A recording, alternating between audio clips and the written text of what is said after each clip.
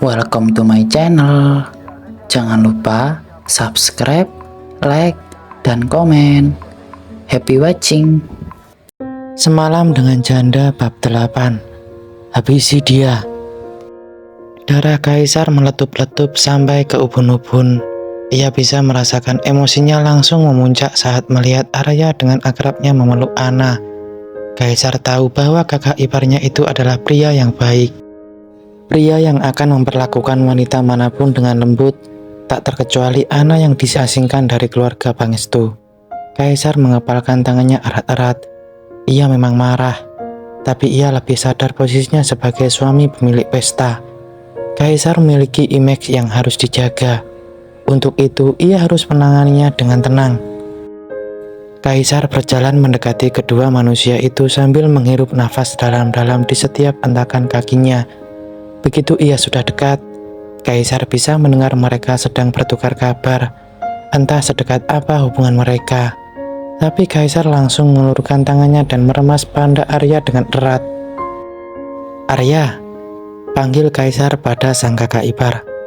Mendengar seorang memanggilnya, Arya segera menoleh ke belakang dan melepaskan pelukannya pada Ana. Ana sendiri langsung melompat terkejut mendapati sosok Kaisar di sini. Padahal semenit lalu ia masih melihat Kaisar ada di ujung ruangan. Tapi tiba-tiba dia sudah memisahkan mereka dengan sengaja. Apa pria itu punya roda di kakinya sehingga bisa meluncur dengan cepat? Bagaimanapun ketika mendapati ekspresi Kaisar, pria itu sedikit mendelik badannya. Ana segera mundur dari Arya, atau lebih tepatnya dari Kaisar yang berdiri di belakang Arya. Pria itu seolah dapat membunuhnya dengan tatapannya. Dia kenapa lagi sih? Marah-marah gak jelas. Batin Ana bingung. Arya berbalik menghadap adik iparnya kemudian menyunggingkan senyum kecil. "Oh, Kaisar. Ternyata kamu juga di sini. Saya baru datang. Jadi gak lihat kamu dari tadi. Gimana kabarmu?" tanya Arya dengan ramah. Kaisar membalas senyuman Arya dengan kecut. Meski kesal, ia masih memiliki rasa hormat kepada kakak laki-laki Monica itu. "Ya, kabar saya seperti biasa, sibuk di perusahaan, tapi menyempatkan diri datang ke pesta ulang tahun Monica. Kamu sendiri?" "Kabar saya juga baik," jawab Arya kemudian menolehkan kepalanya ke arah Ana yang tampak menjaga jarak. Arya menarik lengan Ana supaya mendekat. Aksi itu diperhatikan oleh Kaisar dengan mata menyalang. Arya tidak menyadarinya, karena setiap ia menoleh, Kaisar selalu menyembunyikan ekspresinya dengan baik. Ana merasa canggung berdiri di antara dua pria tinggi ini. Ia menekuk ludah, masih bertanya-tanya kenapa Kaisar terlihat memiliki dendam kesumat padanya. "Oh iya, mumpung kamu di sini, saya ingin memperkenalkan Ana. Saya sudah kenal dengan Ana, Arya." Sela Kaisar yang membuat Arya langsung melebarkan matanya. Pria itu secara otomatis melepaskan pegangan tangannya dari Ana dan memandangi mereka berdua bergantian. "Wah, saya terkejut omong-omong. Dari mana kalian berdua saling mengenal? Apa kamu sudah tahu kalau Ana ini adik sepupu saya dan Monica?" "Ana bekerja sebagai sekretaris saya. Dan ya, saya tahu jika Ana ini sepupu kalian berdua," jelas Kaisar. Mendengar itu, Arya melirik Ana di sampingnya. "Benar begitu, Ana?" Ana memberi pria itu anggukan singkat. "Benar, Kak. Aku udah kerja sama Pak Kaisar belum lama ini kok. Tapi, wow, kebetulan sekali ya." Kaisar tersenyum miring. Ternyata Ana bisa mengikuti permainan sandiwaranya di sini. Ia menambahkan komentar ringan atas kalimat terakhir wanita itu. Entah kenapa suaranya terdengar lebih kaku dari biasanya. Dunia itu memang sempit. Apa yang gak mungkin, bisa jadi mungkin bukan? Arya tertawa kecil, manggut-manggut sambil menepuk-nepuk punggung Kaisar. Di sisi lain, Kaisar masih menyimpan sorot tajamnya untuk Ana, membuat Ana bergidik ngeri. Apakah Ana melakukan kesalahan sehingga pantas diplotiti seperti itu? Tak lama kemudian, semua orang berkumpul di tengah ruangan. Acara inti dimulai dan semua orang mengucapkan selamat ulang tahun pada Monica yang meniup lilinnya dengan senyum lebar. Anna berdiri di samping Kaisar. Ia memperhatikan Kaisar yang sama sekali tidak tersenyum di sepanjang acara dan hanya menatap istri pertamanya di depan sana tanpa ekspresi. Pria itu mengangguk dan ikut bertepuk tangan saat Monica mengucapkan terima kasih kepada Kaisar dan keluarga besarnya atas tahun-tahun terbaiknya. Semua orang menikmati acara itu. Kue bertingkat itu dipotong dan dibagikan kepada tamu undangan. Anna menikmatinya tanpa membuka pembicaraan dengan Kaisar. Hingga acara selesai, Kaisar tidak lagi ingin menemui Monica. Pria itu menyeret Anna keluar dari tempat itu menuju pintu samping, tetapi langkahnya terhenti. Monica mencekal tangannya yang lain dan bergelayut di lengannya dengan erat. "Kamu mau kemana?" ucap Monica sambil mencoba melepaskan tangan Anna dari Kaisar. Kaisar menengok pada Anna sesaat lantas kepada Monica. Ia menarik dirinya dari Monica dan menjawab malas, "Mengantar Anna pulang. Lagi pula acaranya sudah selesai." "Tapi, kenapa kamu juga yang harus anterin dia pulang? Kenapa nggak sama sopir aja?"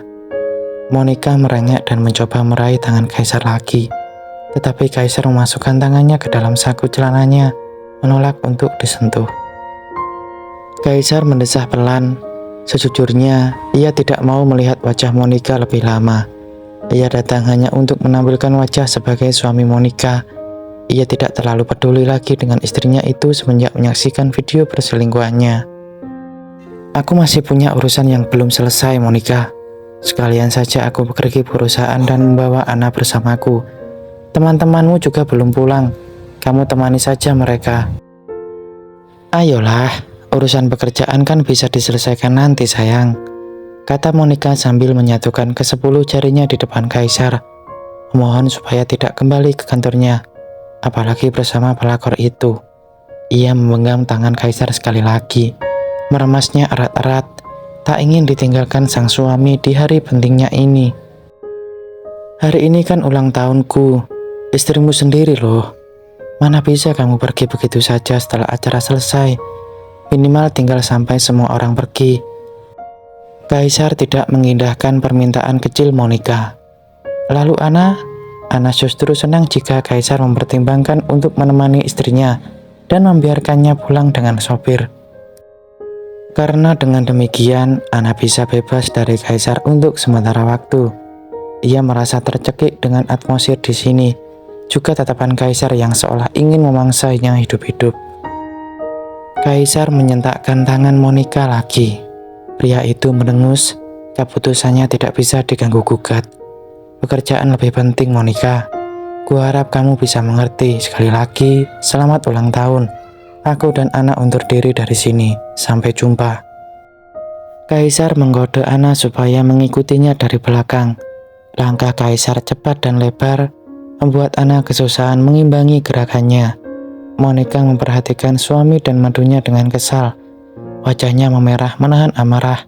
Ia tak ingin mengakuinya, tetapi ia merasa cemburu dengan Kaisar yang berani-beraninya membawa Anna ke pestanya. Ia merutuk kasar di bawah nafasnya, merencanakan sesuatu untuk memisahkan Kaisar dari Anna, bagaimanapun caranya. Di sepanjang perjalanan pulang, Kaisar tidak mengatakan apapun kepada Anna dan hanya bungkam seperti patung di kursi pengemudi. Pria itu terus diam sampai akhirnya mereka tiba di apartemen. Kaisar mengantarnya masuk hingga di depan pintu kamar apartemen baru Anna. Saat Anna hendak membuka kunci kamar yang tadi diberikan Kaisar, pria itu tiba-tiba memecah keheningan. "Hati-hati." Anna menoleh kepada Kaisar dan memiringkan kepalanya bingung. Tadi pria itu terlihat seperti orang mengamuk di dekatnya, tapi sekarang dia menyuruhnya supaya berhati-hati. Anna merasa dirinya justru harus berhati-hati pada suasana hati Kaisar yang suka berubah-ubah. "Hati-hati untuk dengan Monica. Saya tahu betul bagaimana watak dia itu. Monica pasti akan berbuat nekat. Untuk itu kamu harus berhati-hati. Kapanpun, dimanapun kamu berada, atau dengan siapapun yang ada di sekitar kamu. Kalau bisa, ponsel kamu pegang terus, jangan dilepaskan," ujar Kaisar memperingatkan. Anna tidak mengerti kenapa ia harus mewaspadai Monica sampai seperti itu. Memangnya hal nekat apa yang akan wanita itu lakukan kepadanya? Kenapa kamu ngomong kayak begitu? Karena Monica sudah tahu kalau kamu madunya. Apa? Ana nyaris memekik kaget. Matanya membelalak tak percaya. Pantas saja sikap Monica lebih agresif dari biasanya. Ana memang sering menerima perlakuan buruk dari Monica dan ibunya. Namun kali ini sepertinya ada yang berbeda dari tatapan wanita itu. Ternyata Kaisar sudah membuka kartu tersebut di depan Monica, tepat di hari ulang tahunnya, dan beberapa jam sejak pernikahan mereka. Kamu sudah gila ya? Kenapa kamu kasih tahu Kak Monica sih? Sekarang hidup aku jadi terancam. Awas aja ya, kalau ada apa-apa sama aku dan anak kamu yang harus tanggung jawab. Tenang saja, kamu gak perlu histeris kayak gitu. Jawaban santai Kaisar justru membuat Ana semakin gelisah. Duh, bisa mati jika dia Monica sudah bergerak. Kaisar mengangkat alisnya saat Ana tampak akan menangis di depannya. Gemetar ketakutan seperti kucing tersesat. Saya sudah menawanti-wanti tindakan Monica selanjutnya. Gak akan terjadi apapun sama kamu dan calon anakku. Mulai sekarang, akan ada pengawal yang akan menemanimu kemana-mana. Seorang pengawal pria dan wanita. Lanjut Kaisar datar. Ana menggerutu pelan. Kepalanya jadi berdenyut pusing karena ulah Kaisar. Ia menunduk menatap lantai. Emosi bergejolak di dalam kepalanya. Masalah satu baru selesai. Sekarang ada masalah lainnya yang tiba-tiba merenjang. Ia bergumam pada dirinya sendiri, tak memedulikan tatapan Kaisar terhadapnya. Seharusnya semuanya nggak menjadi serumit ini. Namun, Ana juga sadar bahwa sekarang hidupnya sudah menjadi milik Kaisar. Ana sendirilah yang menyerahkannya. Pada akhirnya, ia hanya bisa mengangguk dengan lesu. Setidaknya pria itu tidak bodoh dengan menempatkan kedua pengawal untuk menjaganya. Aku nggak tahu harus berterima kasih apa bagaimana sama dia. Tapi, semoga saja nggak ada sesuatu yang buruk terjadi ke depannya. Batin Ana murung. Usai pesta ulang tahunnya berakhir, Monica langsung mengurung diri di dalam kamarnya. Ia mondar-mandir dengan penuh emosi. Di dinding kamar terdapat foto pernikahannya dengan Kaisar beberapa tahun silam. Ia tidak bisa menerima ada pihak ketiga yang berpotensi menghancurkan pernikahannya dengan Kaisar. Dan lebih parahnya lagi, Kaisar telah menikahi wanita yang tak lain adalah anak pungut dalam keluarga Pangestu sebagai madunya. Monica langsung menyambar ponselnya di atas kasur. Ia mengetikkan beberapa nomor di atas keyboard ponselnya dan menghubungi seorang di seberang sana. Begitu sebuah suara menyahut, senyum licik seketika menghiasi kedua sudut bibir Monica. Wanita itu berjalan mendekati jendela kamarnya, mencakrama kusen jendela hingga baku jari-jarinya memutih. Ia berkata dengan suara yang nyaris terdengar seperti bisikan, "Ikuti seorang wanita bernama Ana. Detail dan fotonya akan kukirim nanti. Kalau bisa, habisi dia dan jangan sampai ada yang tahu seorang pun. Paham?"